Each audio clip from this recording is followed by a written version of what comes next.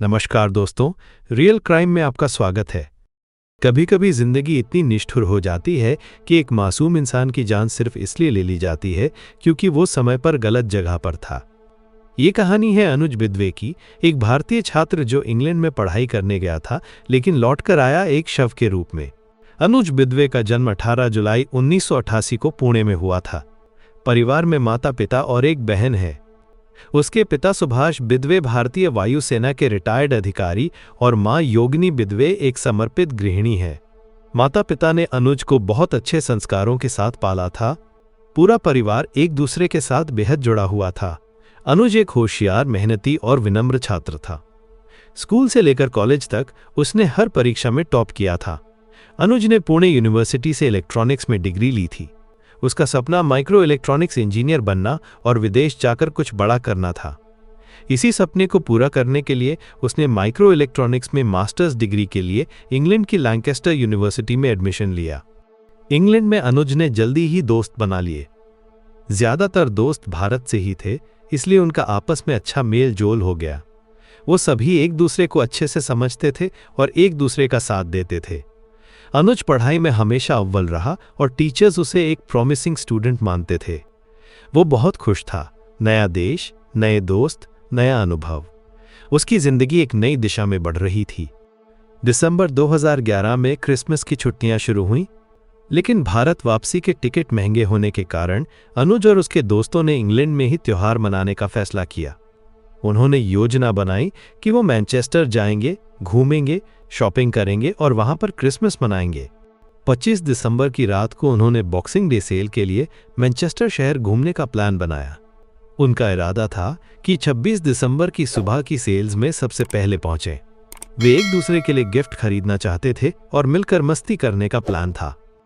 26 दिसंबर की रात करीब 1:30 बजे अनुज और उसके 9 दोस्त मैनचेस्टर सिटी सेंटर की ओर पैदल चल रहे थे। सभी का मूड अच्छा था, सब हंसी मजाक कर रहे थे। जब वे ऑडसल लेन पर पहुंचे तो 2 युवक सामने से आ रहे थे। उनमें से एक ने रास्ता पार कर अनुज के ग्रुप से टाइम पूछा। जैसे ही एक दोस्त ने मोबाइल देखकर समय बताया, उस युवक ने बिना कुछ बोले जेब से पिस्तौल निकाली और अनुज के सिर में गोली मार दी। अनुज जमीन पर गिर पड़ा और हमलावर हंसते हुए चिल्लाया, भागो, और दोनों आरोपी वहां से भाग निकले। ये देखकर दोस्त सदमे में थे। उन्होंने तुरंत एम्बुलेंस बुलाई और अनुज को अस्पताल ले जाया गया, लेकिन डॉक्टरों ने उसे मृत घोषित कर दिया। वो सिर्फ 23 साल का था। उसकी हत्या बिल्कुल बेमतलब और बेरहम थी। अनुज के दोस्तों ने पुलिस को कातिल का सीमित विवरण दिया। वो एक गोरा दुबला पतला युवक था जिसने ग्रे जैकेट पहनी थी। दूसरा काले कोट में सड़क के दूसरी ओर खड़ा था।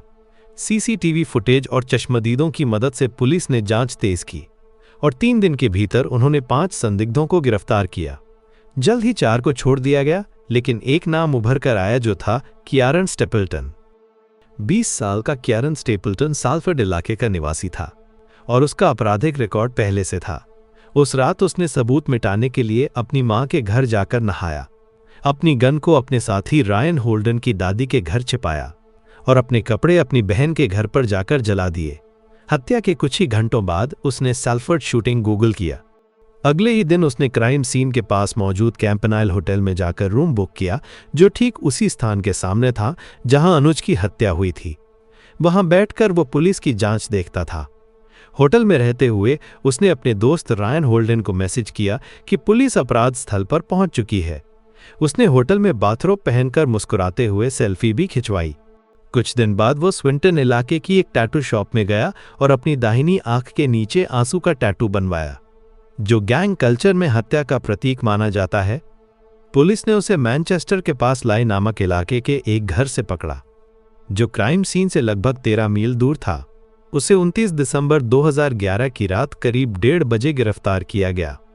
जब पुलिस ने उसे बताया कि वो मर्डर के शक में गिरफ्तार किया जा रहा है, तो उसका जवाब था, फकिंग हेल, क्या तुमने शक कहा? मैं नाइट शिफ्ट करता हूं, मैं उसी इलाके में था।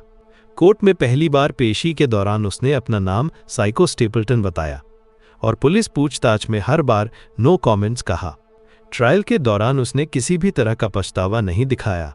वो कई बार मुस्कुराता रहा, यहां तक कि उसने कहा कि उसने अनुज को इसलिए मारा क्योंकि उसका सिर सबसे बड़ा लग रहा था। इसके बाद उस पर अनुज बिदवे की हत्या का औपचारिक चार्ज लगाया गया। अनुज के माता पिता सुभाष और योगिनी बिदवे पुणे में थे। उन्हें इस हादसे की खबर पुलिस से नहीं बल्कि फेसबुक पोस्ट से मिली। उनका बेटा मरा पड़ा था और उन्हें पता तक नहीं चला। ये उनके लिए किसी बुरे सपने से कम नहीं था। उनकी दुनिया उजड़ गई। जनवरी 2012 में परिवार यूके आया। उन्होंने उस जगह पर मोमबत्तियां जलाईं, फूल रखे और प्रार्थना की। मैनचेस्टर के सैकड़ों लोगों ने अनुज की श्रद्धांजलि सभा में हिस्सा लिया। कैरन स्टेपल्टन ने कोर्ट में अपना अपराध कबूल किया, लेकिन हत्या की जगह मानसिक स्थिति के चलते मैनस्लॉटर की बात कही। मनोवैज्ञानिक जांच में पाया गया कि वो मानसिक रूप से स्थिर है, कोई बीमारी नहीं। मुकदमे के दौरान उसने बार बार कोर्ट का मजाक उड़ाया। उसने एक बार कहा, क्या ये चेहरा परेशान दिखता है? मुझे जेल से कोई दिक्कत नहीं। मुझे जेल पसंद है। 65 साल के लिए बंद कर दो, मैं परेशान नहीं हूं। कोर्ट में अनुज के माता पिता मौजूद थे। उनका दिल टूट चुका था। उन्होंने कहा, हमारा बेटा सिर्फ पढ़ाई के लिए ब्रिटेन आया था।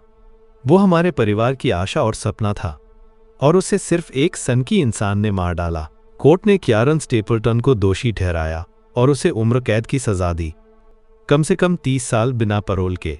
अनुज के पिता ने कहा, हमने अपने बेटे को सपना पूरा करने इंग्लैंड भेजा था, लेकिन एक मनोविकारी इंसान ने हमारे सारे सपनों को चकनाचूर कर दिया। अनुज बहुत नेक और सच्चा इंसान था, लेकिन अब वो चला गया और उसका कातिल आज भी जिंदा है। फिर अनुज के पार्थिव शरीर को भारत लाया गया। उसके पिता ने कहा, अब हम सिर्फ उसकी यादें लेकर लौट रहे हैं। और पुणे की सड़कों पर फूलों से ढकी अंतिम यात्रा निकाली गई। सड़कों पर हजारों लोगों की भीड़ उमड़ी। अनुज अब हमारे बीच नहीं रहा, लेकिन उसकी कहानी हर उस माता पिता के लिए चेतावनी है जो अपने बच्चों को सपनों के साथ विदेश भेजते हैं। वीडियो देखने का धन्यवाद। वीडियो कैसा लगा नीचे कमेंट करके बताएं। अगर अच्छा लगा हो तो लाइक और शेयर करें, और चैनल को सब्सक्राइब करके बेल नोटिफिकेशन भी दबा दें, ताकि हमारी आने वाली लेटेस्ट वीडियो का नोटिफिकेशन आपको मिलता रहे।